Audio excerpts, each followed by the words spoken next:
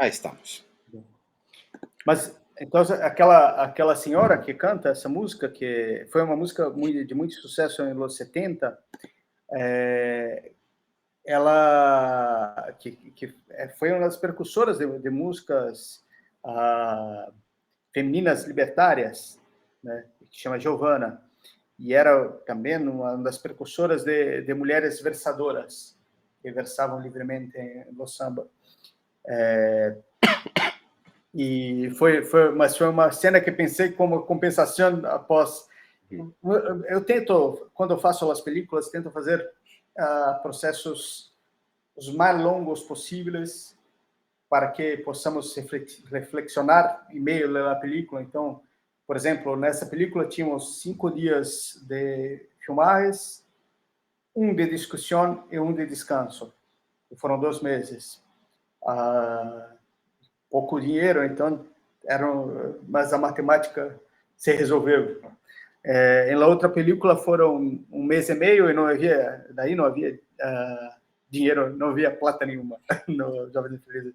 Aí era, mas aí era só a vontade, a amizade, a loucura e fomos fazendo e não sei como chegamos ao fim da película, mas era uma aí era tínhamos alguma coisa, mas que de um prêmio que ganhei com outro roteiro, um outro guion, né? Foi com isso que fizemos a película, mas era muito limitado, servia para o transporte, para alguma coisa de visual, mas não Sí, havia pues mais nada. los malabares que uno hace, ¿no? Bajando recursos de donde se pueda, como ahora queremos llevar una exhibición que tenemos a Toluca y entonces, ok, damos un taller sobre algo que no nos interesa en este momento, pero con eso bajamos los recursos para poder hacer la exhibición que sí nos interesa, ¿no? Y entonces Sim. uno va haciendo malabares aí. Isso para mim sempre foi uma estratégia. Às vezes faço películas que não são a mais importante, mas que também não me ofendem. E divido a película, bom, aqui estamos todos pagos e vamos fazer essa e mais essa. É um pouco como conseguimos fazer as películas que os governos mesmo, os progressistas, não permitem que fazemos. Jovens Felizes nunca seria permitido. Curtas Jornadas, que era uma película que eu sabia que precisava de um pouco de capital, porque trabalharia com pessoas muito pobres que precisariam ficar sem trabalhar por 1 ou 2 meses. Então eu precisava ter o mínimo de garantia de dinheiro para que elas pudessem deixar de trabalhar por 2 meses, ensaiar por 3 meses, que ensaiamos antes da película. Porque também tem uma coisa importante lá. Aquele grupo não existe, o Grupo Zagaia. Aquelas pessoas não tocavam juntas. Há uma tentativa ali que eu peguei uma pessoa de cada região de São Paulo, que cada uma com sua habilidade instrumental diferente. Então, você precisava de alguém que tocasse cavaquinho, alguém que tocasse pandeiro, alguém que... Mas eu tinha um mapa na minha mente de las pessoas que queria e porque queria.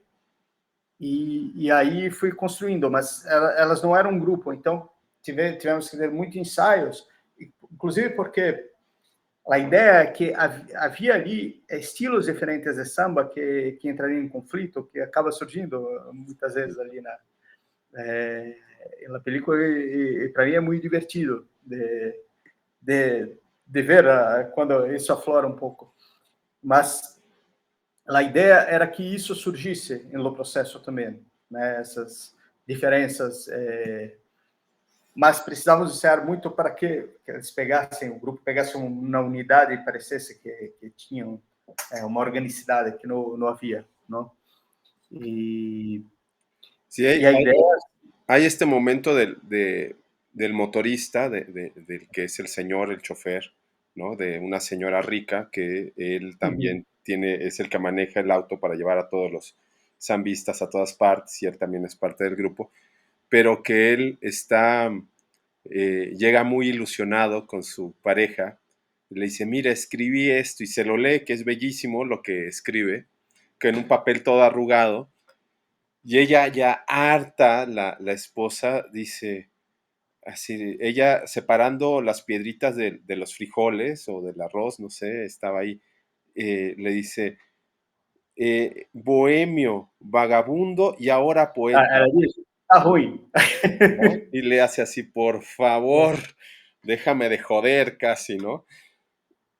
E Y aí, essa cena específica tem uma citação de uma película brasileira que Eles Não Usam Black Tie. É uma peça de los 50, antes da ditadura, e a película é de los 80, em la abertura democrática, de Leon Hirschman, um diretor importante brasileiro, e há uma cena, enfim, a peça Eles Não Usam Black Tie é sobre operários brasileiros na greve, onde o filho desse operário, que sempre participou das organizações, é o traidor. E é o conflito de pai com filho, com hijo dentro de uma greve. Greve é huelga, dentro huelga. de la huelga. Sí. Entonces, era una historia de una huelga y la traición de un hijo de una familia operaria y la decepción de su padre. E há uma cena muito bela que está a mãe separando os feijões, Los assim, frijoles. tal como ela. Sí. Mas aí era uma citação no sentido de que naquele momento havia uma solidariedade da classe operária que se perdeu. O que se percebe quando vemos esses jovens também do samba é que já não existe a política ali. Não existem as organizações populares, não existem os sindicatos, todos são precarizados, é na sociedade do cada um por si, sobreviva, você precisa sobreviver. E o que o samba representa? O samba ainda representa um sonho de coletivo, uma possibilidade, uma utopia de um lugar onde podemos criar, podemos ser livres, podemos viver a cultura, viver nossa história, nossa ancestralidade, enfim, tudo está um pouco no samba, né? Sí. Y hay esta escena de que van a tocar a un bar y están tocando la primera y llega el grupo del bar y dice, sí, sí, muy bien, adiós, adiós, y los quita, ¿no? Entonces les quita la posibilidad de poder tener un ingreso mayor o de tener un ingreso, ¿no? Y entonces también hay esta vorágine en esto que decías de la poca solidaridad a veces que se da en estas, por la propia sobrevivencia, ¿no? Porque llega el otro grupo y dice, no, nosotros somos los de aquí, nosotros somos los que cobramos, quítense. No hay una cuestión de, nos acoplamos o tocamos juntos, como sí hay en el bar, ¿no? Cuando están recorriendo también varios bares hasta que dicen, ya, no nos dejan entrar gratis a ninguno, nos están cobrando 20 reales por entrar por cabeza, vámonos al bar de siempre, al bar del sordo, ¿no? Entonces, es como regresar a estos espacios de libertad, porque hay una vorágine del capitalismo y del consumo muy salvaje, digámoslo así, ¿no? Que es las que tienen a veces más focos y más ecos, estas vorágines, ¿no? A mí me acaban de escribir ayer para entrar a una feria de arte en Campo Marte, que es aquí un lugar de poder militar en México, se llama Bada. Y yo le dije, sí, entro a la reunión para saber, pero obvio no voy a pagar que son $1,000 por tener una mesa y agua caliente para mostrar mis cosas, ¿no? Pero quiero reírme en cuáles son sus dinámicas de este salvajismo en la cultura de estos estafadores, ¿no? Que es un poco lo que vemos en estos bares, en este contexto que planteas en la película, ¿no? E Bueno, quando não estão a trabalhar, servindo ou tocando, são corpos estranhos, né? Acabam sendo expulsos. sí, sí. Isso foi coisas, muitas das coisas que estão nessa película são coisas que vi no cotidiano com as pessoas com quem cresci. Lógico que não vivi o preconceito, porque eu sou branco, então, mas estava com eles sempre. Isso era uma coisa que me chocava, porque estavam juntos e iam para cima deles, e estava junto, mas eu não era o foco, nunca fui. Ah, e esses espaços, né, que seriam de louvação do samba, que são, na verdade, louvação da burguesia. Essa estrutura que fazemos, que há uma cantora branca, e aí isso era muito comum aqui em São Paulo. Você tinha cantoras brancas que cantavam. Opa, foi embora o som.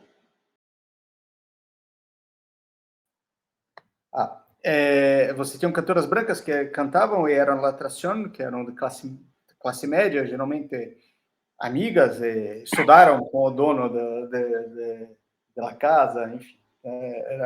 E que chamamos de cozinha, que é as pessoas que tocam os instrumentos, principalmente os instrumentos de percussão, aí sim, fazendo o acompanhamento por trás, e aí você tinha algumas pessoas periféricas, pretas, e isso era muito comum. Há uma mudança nos últimos anos, você começa a sentir que algumas pessoas, outras expressões começam a surgir, e um questionamento do próprio movimento negro e dos sambistas em relação a essas estruturas. Então, há muitas contradições, né, em lo ambiente de samba. E é interessante que essa película, assim como a outra, muitas das experiências das pessoas eram trazidas e contadas. E há uma cena em que um dos personagens conta diretamente, depois percebemos que está falando com o sordo sobre uma história que aconteceu, e que é verdade, que ele quase foi morto pelo tráfico porque confundiram ele com com uma outra pessoa com o mesmo nome, mas o que indignava ele é que confundiram o instrumento, porque ele era o da cuíca e o outro era do banjo. Assim, e depois falou, não é o da cuíca, é do banjo. Quando eu já estava lá, o tráfico com armas atrás dele, por ele ser um delator, quase foi assassinado, de fato. Era uma história que me contou uma vez, e que contava rindo muito, mas que é uma história chocante também, pensar, porque lo do banjo foi morto, sim, por ser delator, quer dizer, é um cotidiano de muita violência. ¿No? Que es, para dar contexto a las compañeras, va contando de que delató un lugar de venta, un punto de venta de drogas, ¿no? Y entonces que no fue él, sino su compañero, entonces lo confundieron y entonces que él nunca hubiera delatado este punto de venta de drogas y que él hubiera ido a hablar y no sé qué. Pero lo está diciendo todo el diálogo. Sura creo que sí llegó a ver la película, pero las que no, al dueño del bar, que es el sordo. Entonces llega otro compañero y le dice, ¿qué le estás hablando al sordo si no te escucha? ¿No? Entonces, como también todo también esa metáfora de la no escucha de la sociedad a la violencia cotidiana, ¿no? O sea, estamos ahí hablando a la pared, ¿no? Ayer me sucedió, estaba llegando a un lugar muy fifí aquí en la Ciudad de México, que no me estaban dejando pasar por sus tal, y había un policía y le dije, policía, es libre tránsito, déjenme pasar. Y el policía se puso en contra mía y a favor de los que están privatizando esa zona, ¿no? Entonces fue una discusión fuerte que no hubo solución porque pues el poder económico está en otros lugares, y eso que yo no iba con un aspecto de la periferia, ¿no?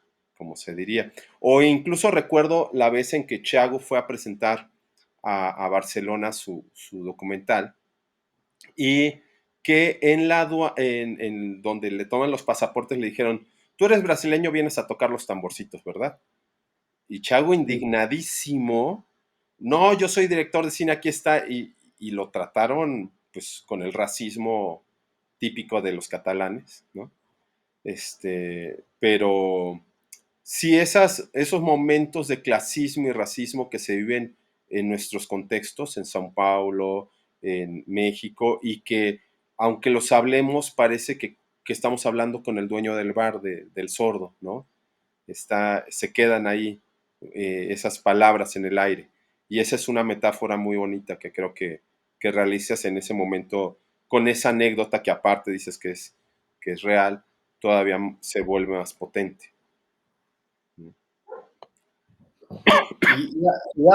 Há uma cena, por exemplo, depois da prisão de um dos membros do grupo que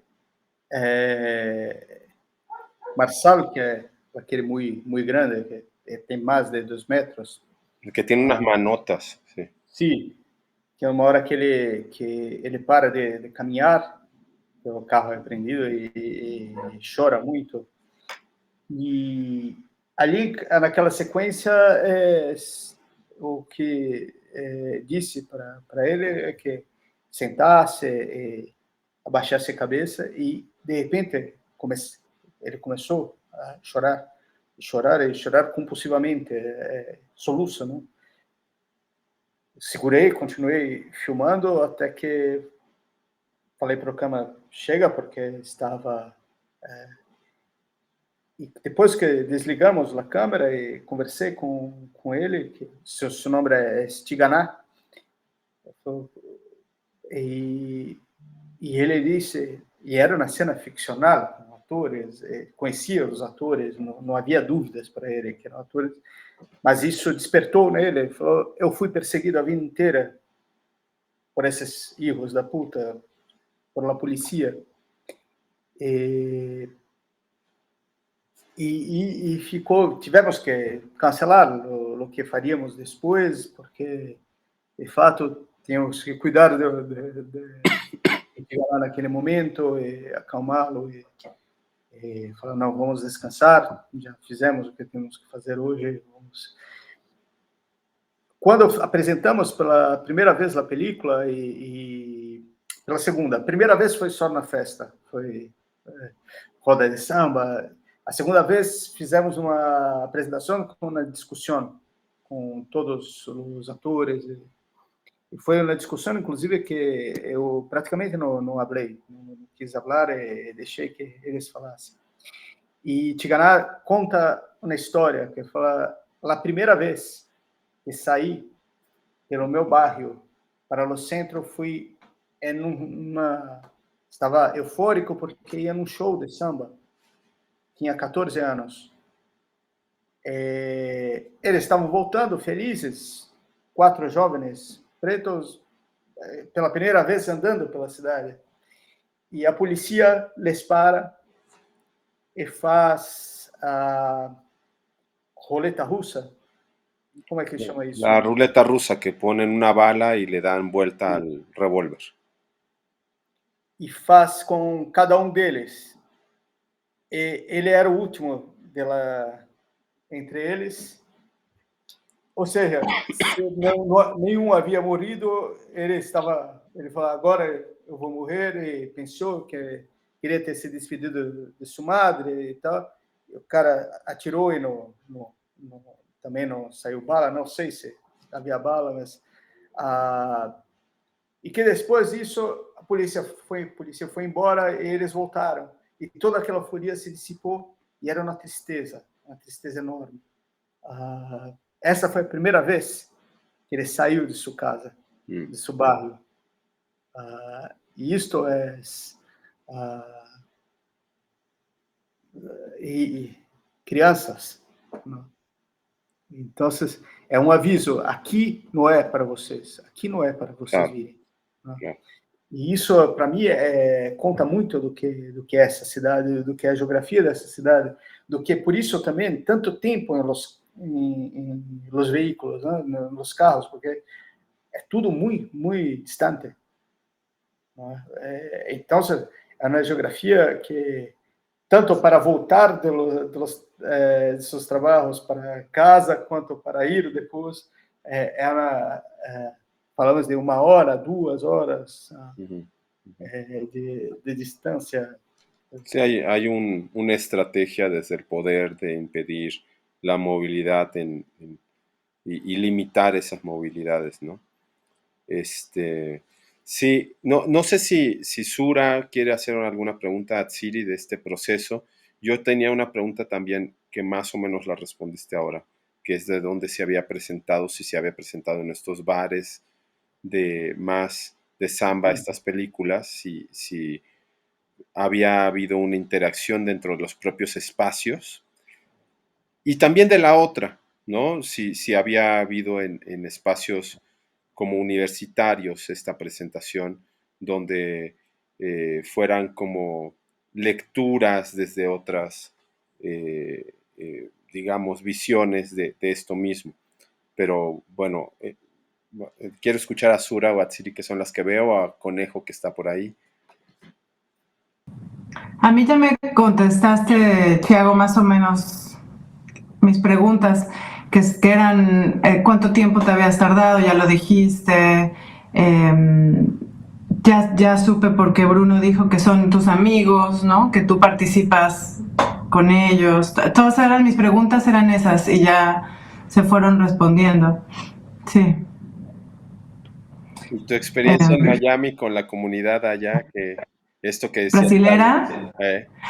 Bueno, acá es que estuve un tiempo con los capoeiristas, con los que hacen capoeira, que por cierto la líder de mi escuela, que mis hijas hacían capoeira, es una mujer. Entonces, esto que estabas diciendo, que la mujer antes no participaba, pero ahora cada vez más, pero para que una mujer sea líder, porque ella es como la de la escuela, todos los demás están abajo de ella, y ella, para poder representar, tienes que ser muy dura, muy buena, como demasiado buena, no sé cómo decirte, para ser mujer y estar ahí, ella es impresionante, en todo, ¿no? Si como mujer tienes que como demostrar exageradamente. Y bueno, le decía a Bruno que donde ella estaba y iban llegando, se armaba siempre la música, ¿no? Uno empieza, el otro sigue y... ¿cómo se llama el binimbao? Birimbao. El instrumento, bueno. Falta que haya uno o dos y llega el tercero y ya hay fiesta, siempre. Es como algo social lo que estás diciendo. Como una manera como una forma de expresión que representa no solo la política, lo personal, la cultura. Es muy impresionante, me gusta mucho. Me gustaba mucho observar estos círculos. Nunca participé de ellos, pero estaba ahí cerca. Interesante. La comunidad brasilera acá en Miami es muy grande. Es muy grande. E Bolsonaro estava para aí. Sabes que tem uma coisa que é interessante, que aparece um pouco na película, porque quando o samba é na periferia, você vê que não há microfones, e aí é algo coletivo. Não há na voz, são vozes, na voz é coro, não é uma voz plural. Quem é sambista, quem não é, não há muita diferença. E essa composição é muito forte na cultura, que é a cultura também indígena em Brasília, essa cultura da roda, das coisas comunitárias. Quando vas para o centro, para as casas, já sim, o microfone, poucas pessoas, o instrumentista, uma forma de falar que aqui é o público, aqui que não se confunde quem está em cada posição, não é? Esto que estás diciendo también, ella no permitía a nadie grabar. Nadie podía hacer un video de esto. Me tomó mucho tiempo poder hacer un videíto de celular que ella me tuviera confianza, ¿no? Que no iba a enseñarlo o que no lo iba a mostrar en ningún lado. Ella era muy cuidadosa, ya que no hay clases y empieza esta danza, ella no permite que nadie lo filme. Entonces me imagino que tú estabas muy adentro, con mucha confianza, ¿no? De estas personas. E tem uma história muito curiosa a primeira vez que fiz uma película sobre samba, pedi para Alex, que é o personagem que está em la outra película, mas estava trabalhando, ele estava meio como produtor e também aparecia como personagem, mas era um documentário.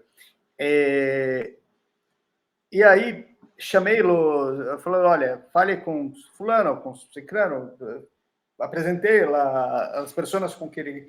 Eu não queria falar diretamente para poder chegar e conversar e ter a surpresa da conversa, não ter algo que já conversei antes para... Então, eu mandei outra pessoa. E quando chega... Dadinho, que está nessa película, ele é o pai de Paulo, uma cena do pai com os dois, o velho sambista. Sí, que están en una terraza y empiezan a hablar. Era ele, que conheço desde Nino, né? Ele me vê, me olha, Tiago, você está na película de Alex? Aí, quando falei que não, estou dirigindo. Você, para ele, era uma coisa, não havia sentido.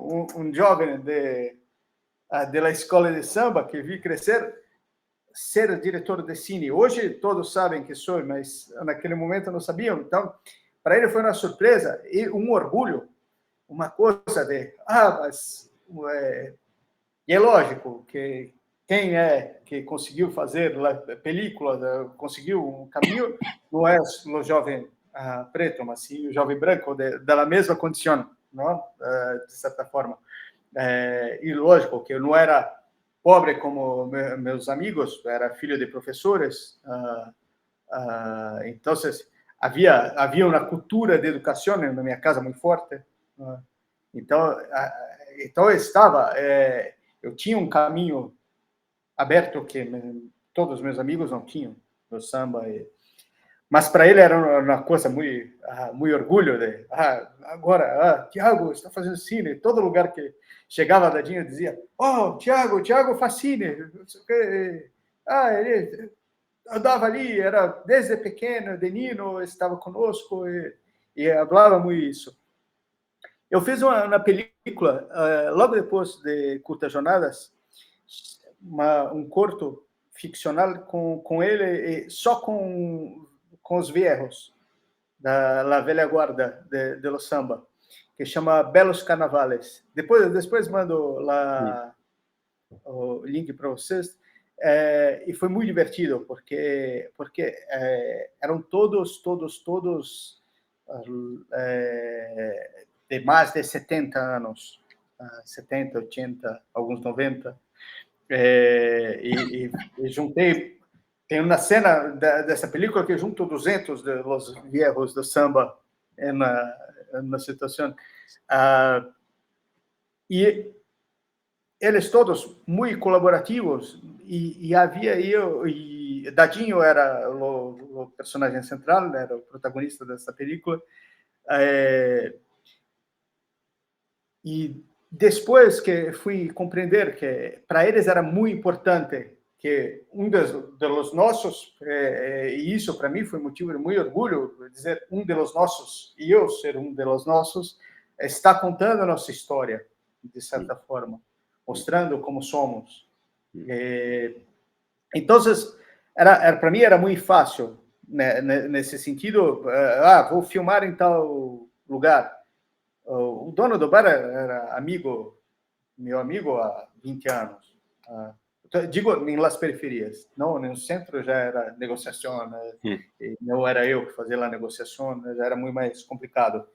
Mas para os sambistas estarem juntos era muito natural. E mais do que isso, quase todas as minhas películas há sempre pessoas do samba, porque são as pessoas com quem convivi em grande parte da minha vida. E fazendo papéis que não são necessariamente de sambistas também, né? Porque eles têm uma coisa também de sempre estar tocando e já tem uma certa corporeidade de ator posta em muitos deles, não? Que facilita muito para pegar uma pessoa que tem físico de rol diferente de lo que vemos en los grupos de teatro, en los actores normales, ¿no? Claro, es vivencial, ¿no? O sea, es su forma de ser, ¿no? Sí. La forma de sentarse, de hablar, de caminar. Sí. Eso es muy importante porque las películas, para mí, elas son muy físicas, ¿no? Muy viscerales en términos de corporeidades. Las escolhas de quem está contigo, às vezes uma pessoa, só por estar lá, ela significa em sua corporeidade, em sua forma de olhar. Eu fiz agora uma película, né, muito recente, que termina no fim desse ano, chamei Murilão, chama Murilão da Boca do Mato. É sambista de 87 anos, que bebe ainda muita cachaça, não sei como consegue. Eu encontro ele, fico completamente bêbado e ele continua elegante e continua. Eu volto para casa rastejando, mas é uma pessoa muito divertida e cada cena que fazia com ele, eu falava, Murilão, faça tal coisa. Cada momento ele fazia de uma forma, era completamente indirigível, mas genial. Então, eu tenho, às vezes, 6 cenas, todas muito interessantes, mas cada uma para um caminho em que ele fazia. Muito difícil de colocar em conjunto da película, porque é uma película com muitas histórias e tal, mas ao mesmo tempo riquíssimo, porque tudo traz novos significados e novas coisas, fala coisas absurdas, malucas. Ecléctico, Thiago. Sim, muito. E é muito divertido, porque isso também torna as películas vivas. Nós nem sempre sabemos para onde as coisas vão, não? E isso, para mim, as surpresas tornam a coisa mais viva, e por isso também há muito de improviso, há muito ensaio, mas eu não ensaio as cenas. Eu ensaio situações que depois, que de certa forma preparam os corpos para as cenas que vou propor no dia. Uma ou outra coisa, preciso que você fale para cá, para aqui, tem muita coisa proposta em hora. Isso eu faço tanto com atores profissionais quanto atores não profissionais. Para mim, há algumas situações que, sim, eu preciso que o ator saiba o texto, há um contexto muito... isso precisa ser dito, precisa ser de tal forma, mas, em geral, há uma coisa de liberdade muito forte e que traz, às vezes, caminhos inesperados que me faz quebrar a cabeça no dia seguinte de como continua agora, como retomo o caminho, porque surgiu isso, surgiu aquilo, ou vou para cá. Então, para mim, há sempre 3 momentos de escrita de roteiro. O primeiro, o roteiro que o roteiro é o guion. Sim, o guion do momento que dirigimos, e depois, quando vemos o material e o tamanho de las cagadas também que fazemos nessa liberdade que vamos tomando, o roteiro, o guion de la montagem. E agora, isso diferencia das 2 películas também. Na primeira película, eu ainda montava minhas películas. Se editava, montava. Sim. Agora tem a editora que é Cristina Amaral, que é uma das grandes editoras brasileiras, que já era editora de Andrea Tonati, Carlos Eschenbach, que são diretores de los 70, que são minhas referências. Então, e confio plenamente em Cristina. Então, posso ficar pensando mais na película sem ter que ter a responsabilidade de montar, e o processo para mim agora é mais menos doloroso também, porque sei que Cristina dá conta de grandes cagadas que faço nessas coisas de improviso. Vou dar exemplo de uma. Há um momento que eles ensaiam, e essa cena é longa ainda, não? Acho que deve ter uns 6 minutos, 7 minutos. Ela tinha 15. E Cristina achou um ponto que conseguiu manter a essência da cena e tirar 7 do meio ali. Era uma sequência de 15 minutos numa película. Quando estão na casa. Quando estão na casa. Na casa, sim, que eles cantam e depois discutem, né? Como é que porque si no tenía algo de comer y le dice que no, y así. Essa sequência tinha 15 minutos originalmente. Daí Cristina conseguiu achar um corte no meio de um plano sequência que eu não via como cortar e tirar 8 minutos que depois, quando eu vi que tirou, falou, não era tinha uma outra coisa, mas não eram imprescindíveis. É lógico, no filme fica melhor, não? Claro. Então, mãos de feiticeira tem Cristina, que consegue cortar as coisas, sumir com as coisas, e a coisa continua orgânica e linda, e salva minha vida. Atsiri, ¿quieres comentarnos algo? Por favor. Sí, yo igual como que no la he visto mal, pero ahorita platicando como todo el proceso, algunas cosas que estoy cachando, me preguntaba igual que cómo se hizo, cuál fue el proceso para exhibirla, no sé, y durante cuánto tiempo se exhibió, ¿no? Porque luego como que yo no sé en qué tipo de espacios, y como toca justo temas políticos y sociales y que son muy delicados, en dónde se puedan exhibir, o no sé si en algunos espacios, como usa tanta metáfora y que tienes que tener mucho contexto cultural y demás, se pueda exhibir y no se den cuenta, ¿no? Porque pasaba, creo, por ejemplo, pasó en una película mexicana, no recuerdo cuál fue, que incluso hasta, no sé si Televisa o alguien más dio como fondos, ¿no? Y demás y se estaban burlando de ellos igual, ¿no?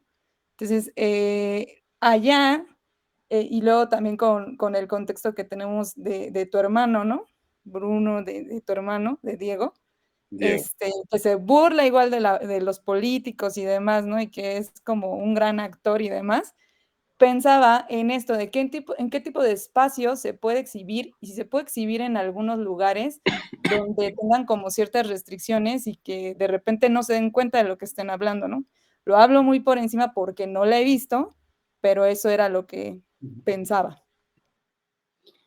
E Bruno havia perguntado também onde se havia circulado nos espaços, não? Há um limite? Se as pessoas dizem, por exemplo, jovens, não é muito, não tem mais de 2 horas, então não dá. Mas vimos várias outras películas em mais de 2 horas, principalmente estrangeiras, que estão nos cines. Então, essa obrigatoriedade das 2 horas é só para películas brasileiras, não?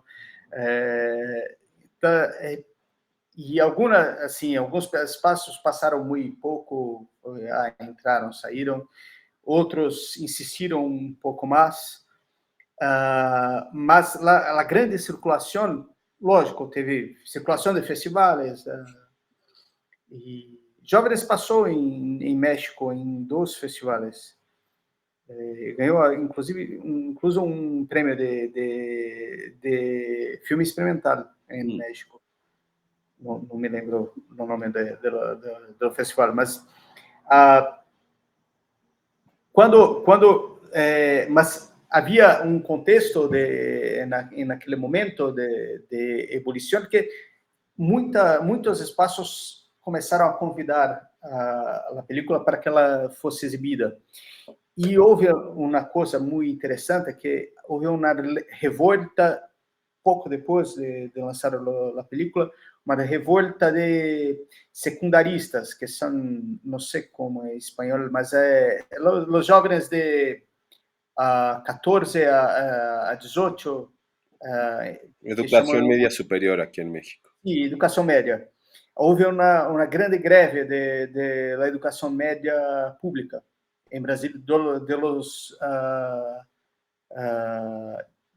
discentes, dos alunos. ¿Sí?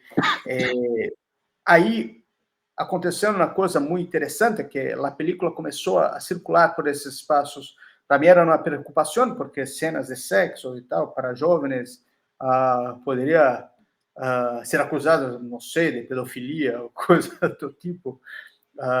Mas aceitei e ia discutir, e era muito interessante, porque, lógico, não havia um acúmulo para entender algumas discussões específicas que estão na película, mas, por outro lado, era uma leitura política muito rica e uma identificação com personagens que não havia em outros espaços. Eles diziam: esse filme está falando de nós outros.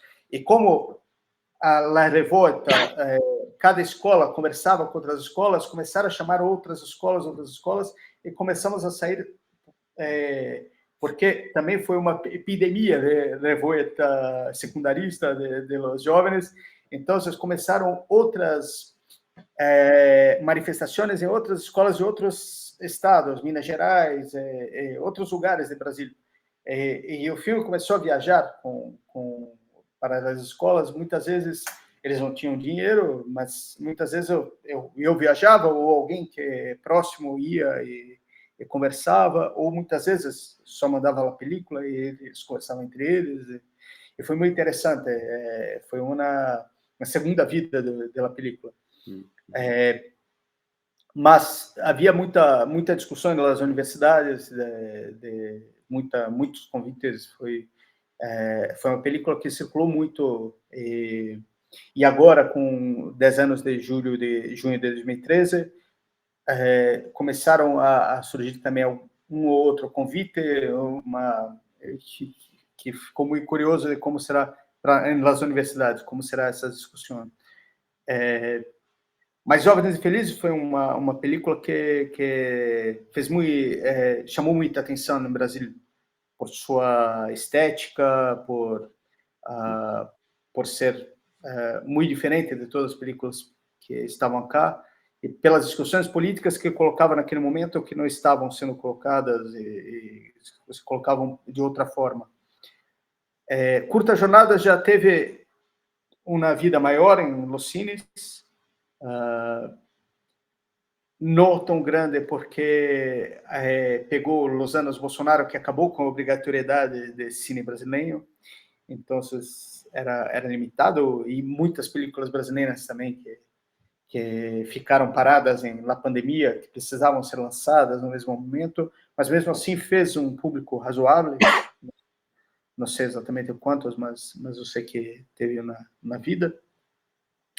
Mas o mais interessante foi nos circuitos mais próximos das pessoas de samba, que daí em salas, em las periferias, há um circuito em São Paulo de salas periféricas da prefeitura, e aí muita gente ia, discussões das próprias pessoas de samba. Eu mesmo não conseguia acompanhar essas discussões, porque estava fora de São Paulo quando essa movimentação da prefeitura aconteceu, e foi espontânea, porque a prefeitura não divulgou nada, só pôs as películas no cine, e agora há uma nova movimentação das pessoas de samba para fazer com que as películas circulem nos bares e espaços de samba e dos movimentos de samba, que é algo que estamos começando a organizar. Aí também penso que será uma outra vida da película, E minha ideia também é que os sambistas tenham o protagonismo dessa circulação. E isso, provavelmente, agora, nos próximos 2, 3 meses, vamos começar a fazer essa circulação. Como eu sou coordeno a parte cultural de um movimento de educação popular importante aqui em Brasil, que é a Rede Emancipa, estamos criando também um circuito de la rede, que está em Brasil todo, que é enfim, que não é uma ONG, é um movimento popular de educação, inspirado em um grande pensador brasileiro, que é Paulo Freire, e que tem uma rede muito, muito forte, incluso em quilombos, em aldeias indígenas e em outros espaços. Então, penso que também vamos tentar criar uma circulação, e a nossa ideia, por conta dos alinhamentos, inclusive, do novo governo Lula, isso é uma característica dos governos progressistas no Brasil, a cooptação e esvaziamento dos movimentos, porque essa é a arma que eles têm com a burguesia. Nós controlamos os movimentos e isso se esvazia. Mas estamos criando circuitos internos nos movimentos para tentar criar uma outra... Porque se passamos no cine, mas o cine é muito restritivo, é para uma classe social só, né? E penso que, por exemplo, essa película, Curtas Jornadas, não tem o menor sentido se só ficar restrita a esse circuito. Claro. E há um problema dos governos progressistas também, que incentivam muito a produção, mas não tocam no âmago da questão, que é a questão da distribuição e das salas de cine, que estão todas na mão dos norte-americanos.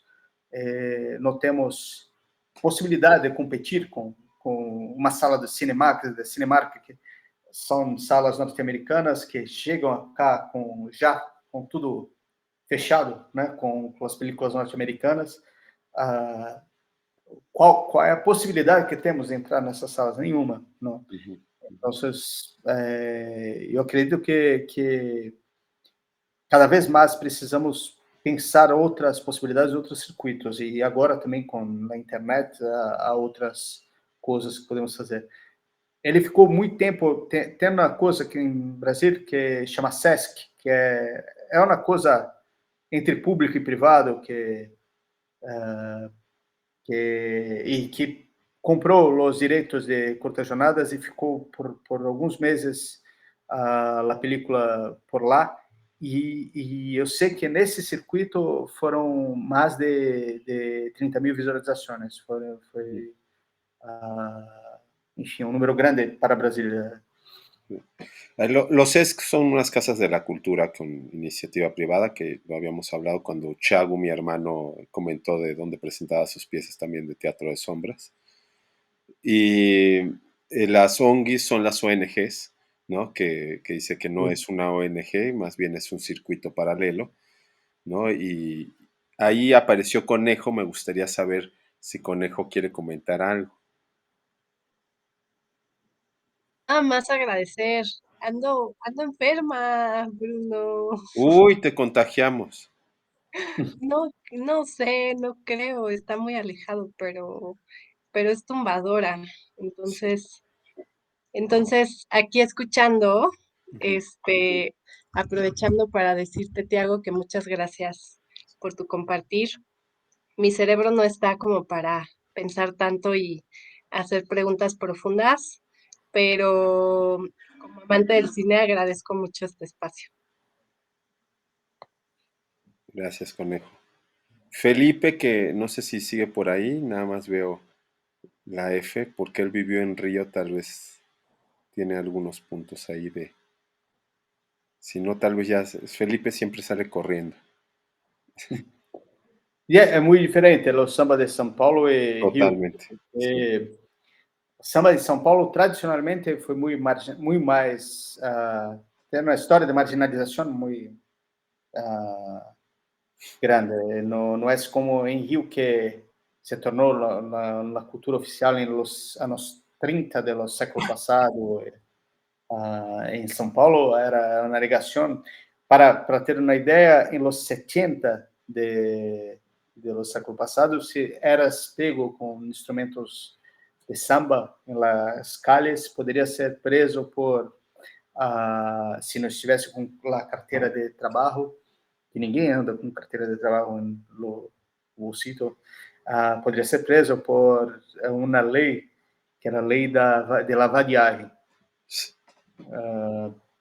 Muchas personas fueron presas en ese contexto.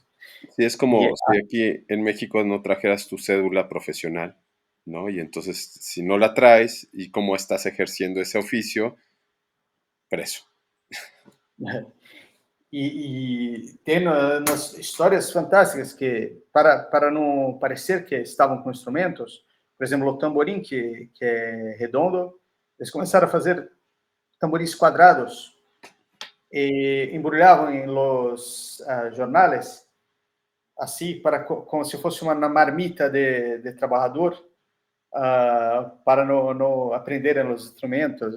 Enfim, era muito violento. Então, São Paulo tem essa história de marginalização muito forte, na cultura de que somos italianos, que é uma cultura mentirosa, porque os italianos são 10% da população de São Paulo.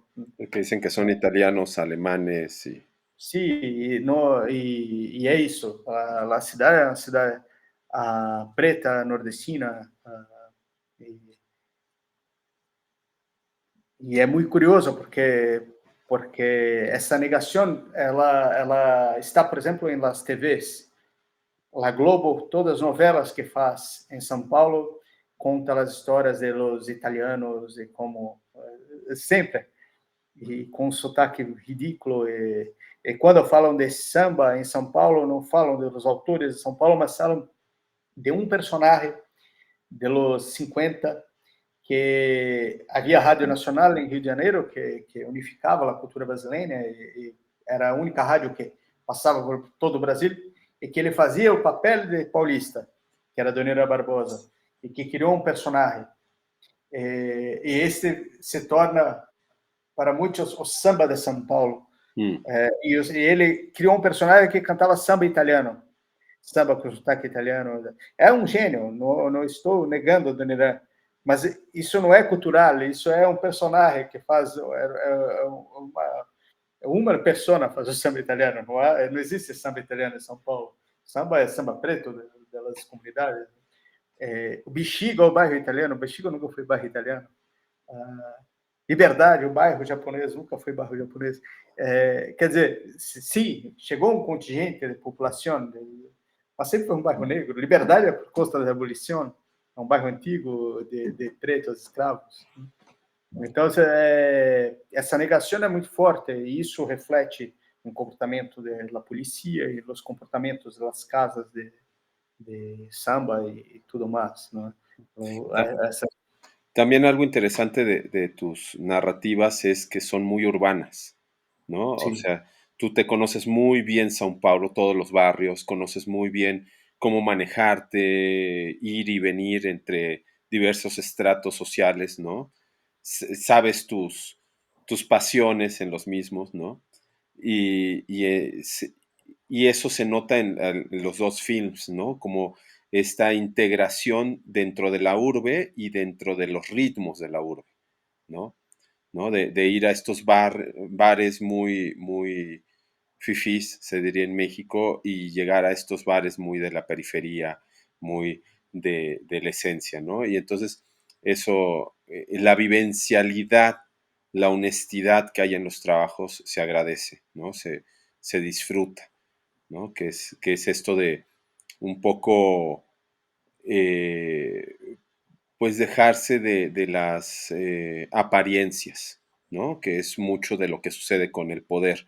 Quiere tomar las cosas, las deslactosa, las hace aparentes de que, yo estoy comprometido socialmente, pero en realidad simplemente estoy explotando algo más para lavar mi conciencia y estar tranquilo, ¿no? Y creo que eso se ve en bastantes momentos de los dos films. Bueno, nada, ya te robamos 2 horas de tu tiempo, Thiago. No sé si quieres hacer un comentario final o alguna de las compañeras y vamos cerrando. Sí, fiquei curioso, porque pediste para assistir as películas de... Agora, Ah, não te me recordo. mandé La sombra del caudillo. Te Sim, Luis mandé... Rodrigues, seu nome? O nome do diretor? Ah, lembro